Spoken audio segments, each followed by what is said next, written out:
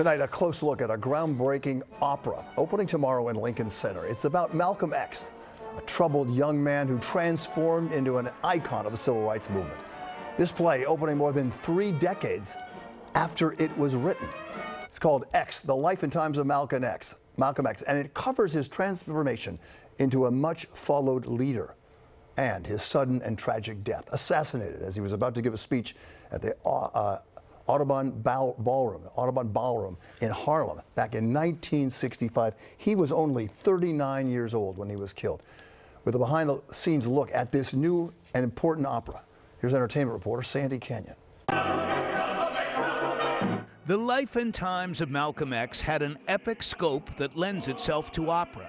And the fact such stories have rarely been told from the stage of the Metropolitan Opera House makes X even more exciting. Because you think about all of the incredible transformations in his life, and to just see his journey from a kid up until he was running drugs into prison. He gets reformed to the Nation of Islam and becomes the man that we know as Malcolm X. I mean, there's so much great material to draw from. Will Liverman calls his character a tragic hero.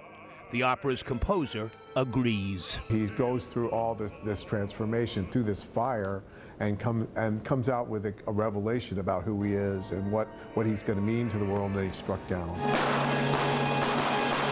A recent dress rehearsal made clear the power of the work that has only grown more relevant in the decades since Anthony Davis wrote it. I think there's a longing, and particularly in the African American community, for statements that speaks to the community, speak to our lives now. And I think opera can do that. Just a few years ago, an opera based on such a controversial figure would not have been staged at the Met.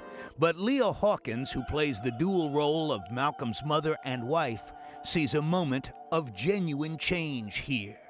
There are opportunities that I'm getting that people before me did not get, and I'm getting them sooner than sort of people think I should, even because they want to sort of diversify the stage in a way that is working.